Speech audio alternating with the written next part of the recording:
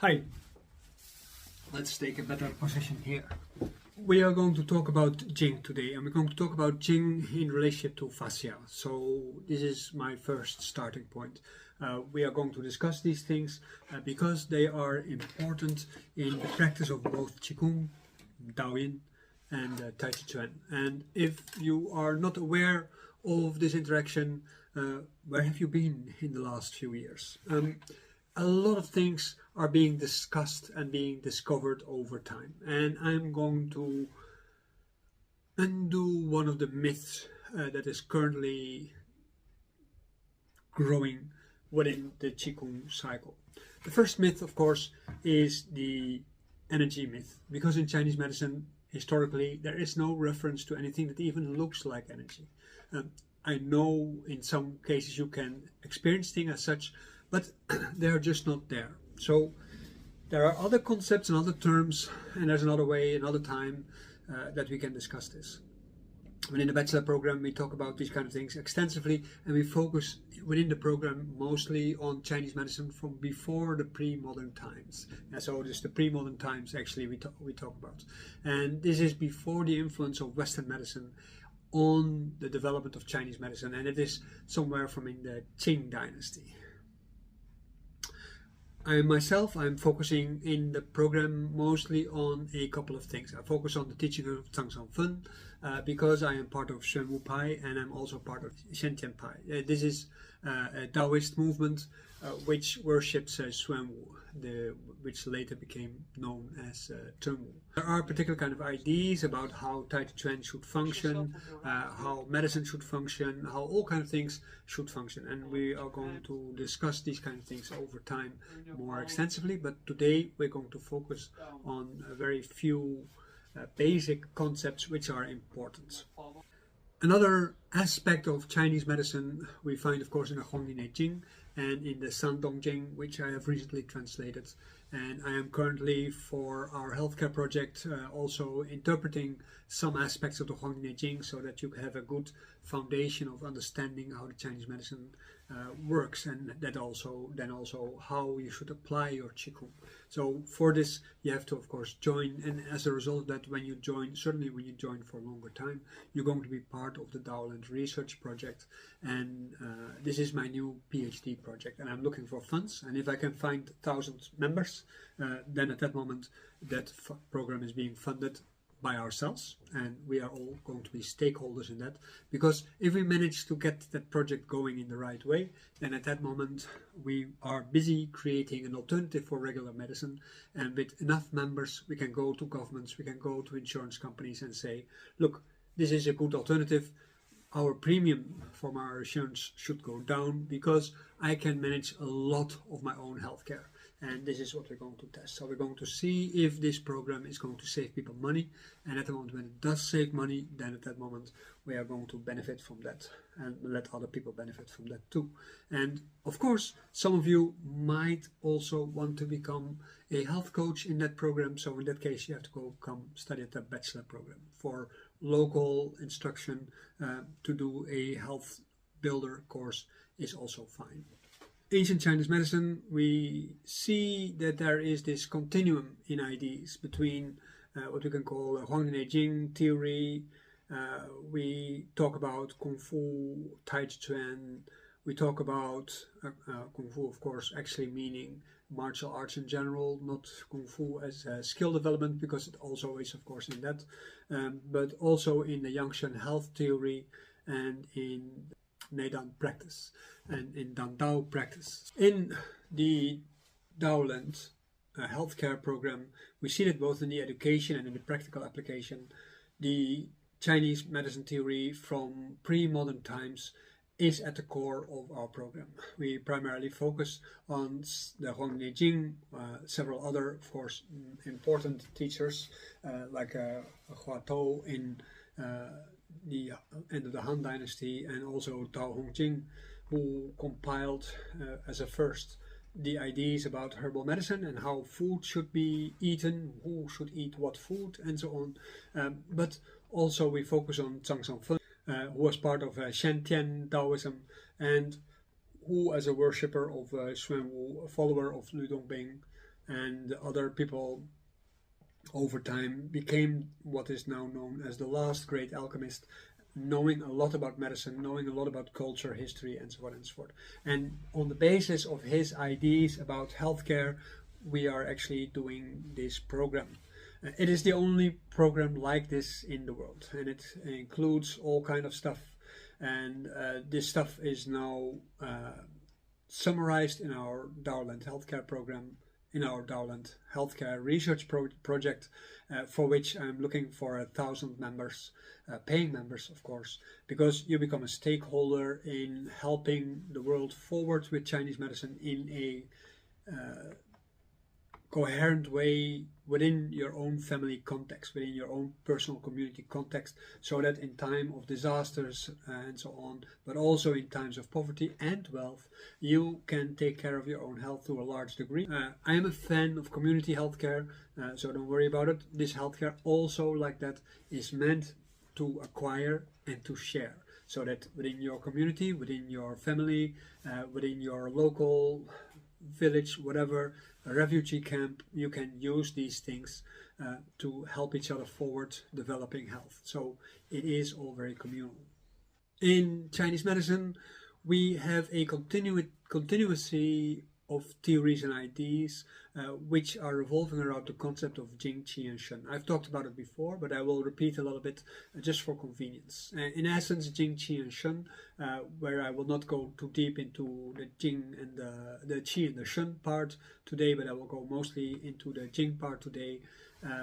The idea is that these three components are basically how we as a person are developing ourselves through our health. In medicine theory, in yangsheng healthcare theory, in Neidan alchemical theory, and Dan Dao transformation theory, you can say, then at that moment, in all these theories, there's this continuity that the Jing is most important, because if the Jing is not good, there is no health. So that means that the Jing is important. In modern theory, you see very often that Jing is seen as a substance, following the ideas of Western medicine, and that everything in our body is chemical or electrical or substance based. That means that there should be a tangible something that is actually proving to be the source of our health.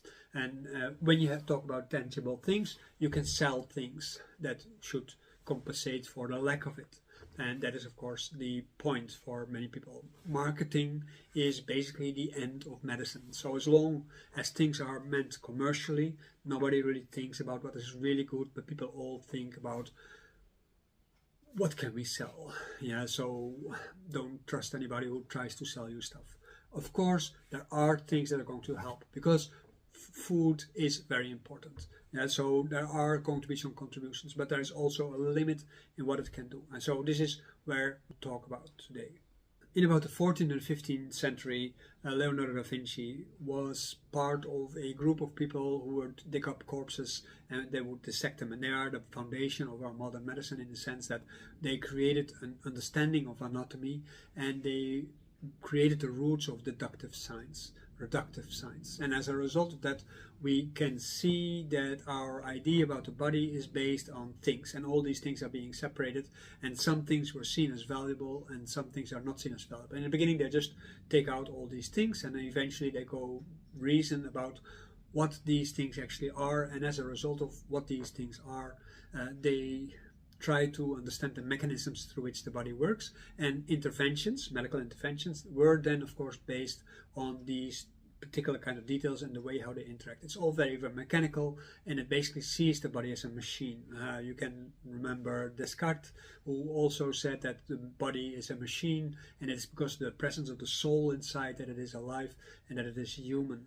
And in a similar kind of fashion, you have other ways of thinking where they think that. And in the translation from Chinese medicine, you see this kind of thinking coming back. So the way how TCM is evolved over time, not just by means of the Communist Party in China, but also because of Japanese influence or Korean influence, Vietnamese influence, Mongolian influence, but especially Western medical influence, it has become a reductive science, and everything has become very mechanical, and a lot of aspects of Chinese medicine are being cut out, because otherwise it cannot it cannot be that kind of mechanistic model.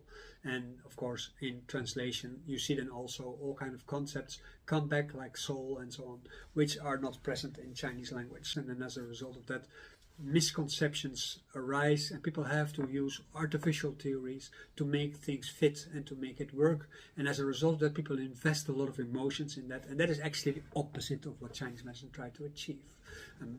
Let's go further with that. There was another guy, Aristotle from Chios. Aristotle from Chios was somebody who lived 2-3 centuries before Christ, and he was a person who discovered the fact that the heart and the blood vessels, they are a system. And he also developed that the brain is built from different structures, and that it is connected from the brain to the brain stem and to the spinal column. And he is very often seen as one of the founders of modern anatomy and physiology. These kind of things, they are relevant for Western medicine. Yeah, so these kind of developments did not take place in Asia, although there were people who dig up people, but most of the things were inferred from looking at animals, but especially from looking at human beings. At the moment when people were doing anatomic and pathological dissection from human bodies, they would at a certain point come to the conclusion like, this is useful, this is not useful. And you know from surgery that at a certain point they said like, well, you know, this we don't really need, we can take it out, like the appendix or like the gallbladder or like the spleen and so forth and so forth. So there's all kind of parts of the body that at a certain point they said like, maybe we don't need it so much, so if it is giving us problems, let's take it out, and then we'll see what happens. With the spleen we know we have to compensate with injecting hormones, and with the gallbladder we know that we might have digestive problems, and also with the appendix there are things happening that people don't like to talk about. Besides all these things, we need to understand that this kind of reductive thinking has benefits and disadvantages. And the benefits, of course, are great. The disadvantages also are great, terribly great. And as a result of that, there is no holistic perspective. But at a certain point, people started thinking about all kinds of things, and they said like, well, there's all these things in our body that we don't do much with. And in relationship to Jing, Qi and Shen, many people nowadays, they talk about the fascia in that respect. Before people started talking about the fascia, I had this English colleague, and he talked about subdermal layers of water in the body, and he said that this is like a conduit for the channels, so the channels are taken in that place. His ideas did not take root, and as a result of that nobody really paid much attention to it, but it was an interesting idea. But now at a certain point they started thinking about like, oh okay, but in Chinese medicine they talk about this and this and this, maybe we can call this the fascia. They didn't relate it to Jing. Let me say that the fascia, which are seen as nowadays they are seen as a sort of enveloping organ. Personally, it makes me think about the mycelium, which is penetrating the whole of the body, and it is present in your muscles, it's present under the skin, it's present between the tissues, and so on and so forth, and it is upholding your body to a large degree. And what it has to do as an organ within Western anatomical science is that it says that the fascia have to maintain your body form so that you stay in your form. They thought first it was a remnant from our prehistoric past, that because we lived in trees we needed this fascia, because otherwise if we would fall out of the tree we would damage ourselves. So in the night you see that this fascia is actually hardening so that we actually freeze our body a little bit and then we don't move too much. Because of our comfortable beds, we don't need that so much, but still we harden, and you see that over time, over the ages, it hardens more and more and more. In acupuncture, we see that at the moment when we put a needle in the fascia and we twist the needle, we twirl the needle, then at that moment the fascia is winding around the needle and it is tearing apart, and as a result of that we have pain. Some textbooks, they refer to that pain as de qi arriving, not just in China but also outside of China. And de qi is the arrival of qi, and at the moment when this de qi is there, actually the yang comes out, so that means it actually comes alive. This is what it means. But it's very often translated as that pain that you then at that moment feel is the effectiveness of the acupuncture, because then at that moment the needle has done its work. The reality is that if the fascia are very hot, then they will be acting much more active, because the fascia is a living tissue. I will come back to that in a moment. And at the moment when we look, for instance, at modern sports, you see that people, they do all kinds of sports, but because of the repetitive movements of their sports, they are relatively limited in the range of their movements. That is because inside the movements that they can do, the fascia will be flexible, but outside it will become hard. And that means that, for instance, bodybuilders, they can do the exercise that they do very well, but outside that, they become very stiff and they can't do a lot of things. That means that at that moment, stretching, of course, would have been a very good help to make sure that the body is going to function better. You see in yoga and in Pilates and similar kind of things, they do a lot of stretching. Certainly nowadays, whether it's slow yoga or fast yoga or whatever kind of things, they do a lot of stretching. And the idea is that because of nowadays, anyway, the theory is that you stretch out the fascia, and as a result of that, you keep the body open and you make it at the same time strong, which improves your health. What you see with the fascia is not very good. At the moment when you turn around, you have a limited amount of range, and if your range is not very far, then you can say if you can move like this, you're about 50 years old biologically. If you can go 180 degrees backwards, you're about 25 years old biologically. This is how you can test yourself. You can just now get up from your chair and you can try. If you are sitting a lot in your chair, you're watching TV, you're watching your computer, and so on and so on, this fascia also develops and hardens, and as a result of that, you also limit your range. And all this hardening causes you to age faster. So this is the consequence of doing things in a limited fashion, in a mechanical fashion, or in a no fashion, not doing things. At the moment, when we are looking at this fascia tissue as a whole, we see that it is this mycelium kind of structure, which also has a lot of nerve endings in there. There's more nerve endings in your fascia tissue than is actually in your meat itself. And as a result of that, we see that this fascia is part of our consciousness, because we become aware of things because of the fascia. So the fascia is part of how the shun, your awareness, extends through your body. It is partly done through the blood, but it's also partly done through the mycelium. And the mycelium also has as a function to nourish the tissues and so on. And the fascia is everywhere. They're in your organs. The way how your organs are scaffolded is with fascia. Your muscles are scaffolded with fascia, both inside the muscles and around the muscles. And as a result of that, in Chinese medicine we say, oh, okay, but the Jing is also a scaffolding, and it is basically present in somebody's body by nature. So there is a naturalness in which you can say, okay, we have 2 legs, 2 arms, and a head. And as a result of that, this 5-pointed star is our base structure, and because of the scaffolding of the Jing that is being maintained, because of the scaffolding of the fascia, then in that case. And then you see that I used, like many people in qigong and yoga nowadays do, they use the word fascia and Jing as interchangeable, which is an improvement, I have to say, because in the past people thought the Jing was part of the male biology. That basically came down on it, because they found if a eunuch is being removed, in a eunuch where the testicles are being removed, they found out that as a result of that, the bones are actually losing composition, and as a result of that, the body starts flowing downwards. So an older eunuch usually has a very much less composure in their body. So they knew the Jing is part of the composure of the body. They thought that the Jing, the essence of it, is condensed inside your testicles, which actually might be a representative of it, because if your body is good, at the moment when you make a baby, your baby will be good too. Of course, your wife, your husband, both of them, they have to be good to be able to make a good baby. If one of you is not good, or you're drunk, or you're anything else, stoned when you make a baby, then these kind of things are of influence. When you frequently use poisonous materials, you eat meat, and so on and so forth, you get a particular kind of result in the kind of children that you get. And you can see it in many countries where there was always a lot of poverty. There are particular kind of degenerative aspects on their biology as a result of the poverty. There still is, and even in the richest countries. So don't worry about that. Of course, because of that, the Jing perspective, as had been developed in the last, say, 4 centuries, was very much male dominated.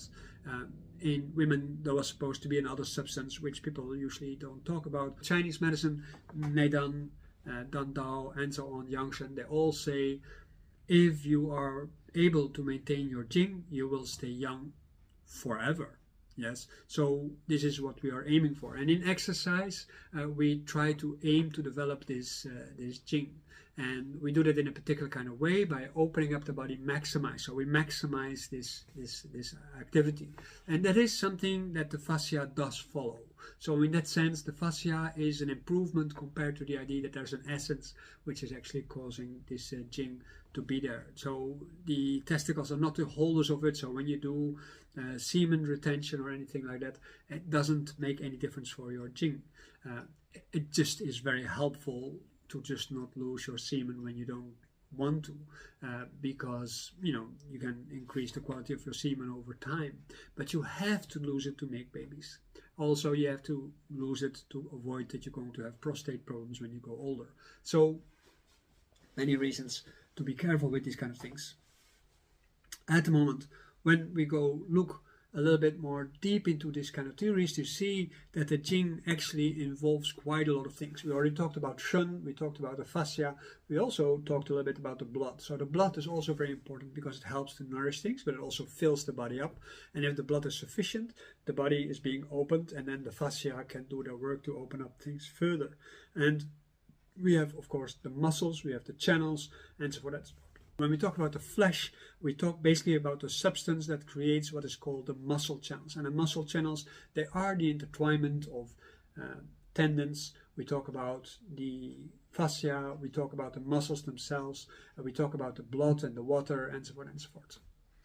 There is this particular kind of practice which is being performed, Ji Jing Jing, and the Ji Jing Jing is a practice, what is called tendon transforming practice. But in fact, what they mean at that moment is that the Jing of the whole body has to be activated, so the body has to be opened and stretched. That's also why there are so many stretches in there, and it has to become an internalized process where the internal presses outwards. You're not just using your muscles, you're not tightening up, you're not stretching like how you do in yoga, but you're actually doing something else. And it's a consciousness practice, because your consciousness is part of the Jing, and the Jing in that sense is an activity which requires consciousness. When the Jing is good, then at that moment, because the Jing is good, automatically you will be able to do all kinds of things much better, and as a result of that, you will be able to develop quality in your movement, precision in your movement, balance, and so on and so on.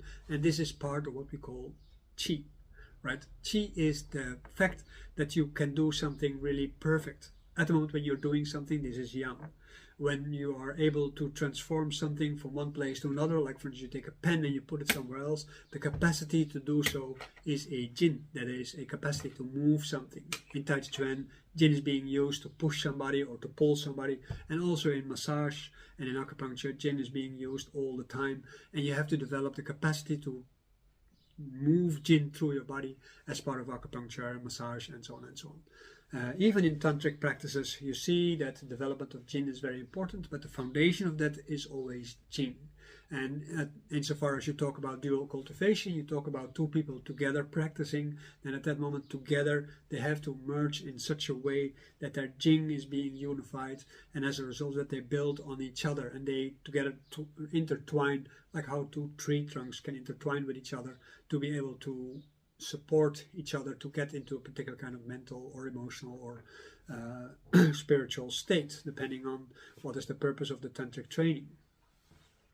At the moment when we are looking at all these kind of things, then we can conclude that the Jing is a composite of different material structures. If you look at it from a reductive perspective, you see it is a holist principle because it includes all these different kind of tissues, but it is in fact not the tissues, it is the activity that is mobilizing the tissues. And this is where Jing becomes very interesting, because it means that Jing is something that you can train, but it's also something that you can maintain. You have to maintain. If you don't maintain it, it is not really going to be anything. It's just going to get lost at a certain point in your system, and you're going to lose it. And as a result of that, you age, and then you get sick with chronic diseases or small ailments. Your body becomes too hot, it becomes too stiff, it becomes too painful, all kinds of things happen to it, and as a result of that, eventually you give up, and then you just slope inward. Or when you go give up by bodybuilding, you become really very stiff and you become very rigid as a result of that, and as a result of that, in both cases, the Jing becomes hardened, and as a result of that, you are losing capacity to move properly, but you also lose consciousness. And as a result of losing consciousness, and because of losing mobility, gradually your body becomes like a cluster of turbidity, and this turbidity eventually kills you, right? So then when Taoists, they talk about stillness, and they talk about clarity, they talk about developing the Jing. Because at that moment, when they develop the Jing, then the body is open, and it creates transparency for the flow of all kinds of substances through your body, like the yin, the yang, the water, blood, and so forth and so forth, and it's the proper development of the Jing. When we talk about the fascia, this is a mobile substance, so it can stretch and so forth and so forth. When we are stretching, when we are behind in our stretching, you will feel pain, of course. When you are hardening yourself to protect yourself because of the adrenaline rush and the dopamine rush that you get as a result of practicing very hard, and then at that moment you feel that everything becomes tight. Your muscles are like this too, so they are like a mechanism of cells that can move together, and the fascia, they do the same. And normally when people are relatively stiff, they cannot move more than 50% of the distance that the fascia particles, and let's call them particles, they're not really particles, but they are sort of cellular structures, they can only stretch that much. With somebody who is really very well stretched, that can become like 60%. If somebody is really very developed in the Jing, like for instance in proper Tai Chi Chuan, proper qigong, proper meditation, and so on, then at that moment that can actually become 75%. If it becomes too much, the fascia come loose and it loses their coherence. So this is also not good. So you have to always find how far you need to stretch that. At the moment when you stretch it, in that stretch it also has to develop enough coherence that it can harden, it can extend itself to keep your body open. So in the learning process in the Dao Yin, like what we do in the Zhong Qigong, what we do in the Wudang fitness and so forth, we create stretch and we create extension of our mycelium network, let's say it like that. And as a result of this extension, gradually we open up our body more and we grow. Just like little children do, they grow, and then all these tissues, they grow by themselves because, you know, the body is in a hurry, it has to protect itself, it has to develop abilities, and it has to fulfill a program. But we, as adults, also, we have to keep on working on fulfilling that program. The thing is that in the beginning of our life, we are driven by the nature of things, and at a certain point we have to take over and we have to take it to the next stage. So at the moment when we go from cycle 1 of our life, 60 years, we go to the second cycle of 60 years and the third cycle of 60 years. Every time we require to have more consciousness on our pathway towards immortality. Of course, that's Chinese medicine theory. You might think it's nonsense, but if you don't think it's nonsense and you think like, wow, actually I want to learn these kind of things, that's helpful. The Daoland healthcare program, the daily practices, and the program, the online program that we are working at for the research, these are specifically meant to teach you these kind of things because we want to test how people actually apply this in their daily life, and as a result of that we can come up with, like, this is a confirmation of Chinese medicine theory. There's a lot of things being confirmed. I didn't even talk about the ideas of Mr. Yuan. Professor Yuan is a Chinese professor. Let me look it up.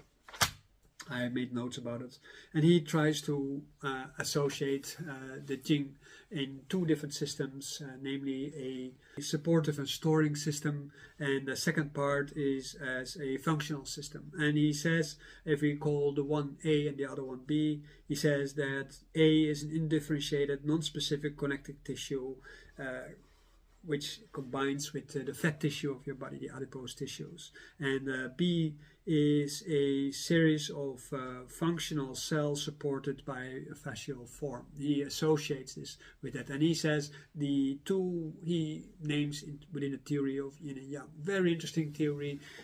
Not sure if we can really use this very active, but he actually points out how important it is to realize that these fascial aspects are part of our evolutionary process, and that there's a lot of research in animals also where they notice that this fascia plays a particular kind of role, but in human beings we have learned to control this more active, and this is then in effect this is actually where we are different from animals as a result of that, because animals, they are optimized by nature because of the things that they do, but at a certain point they become older, they become damaged, and then they die.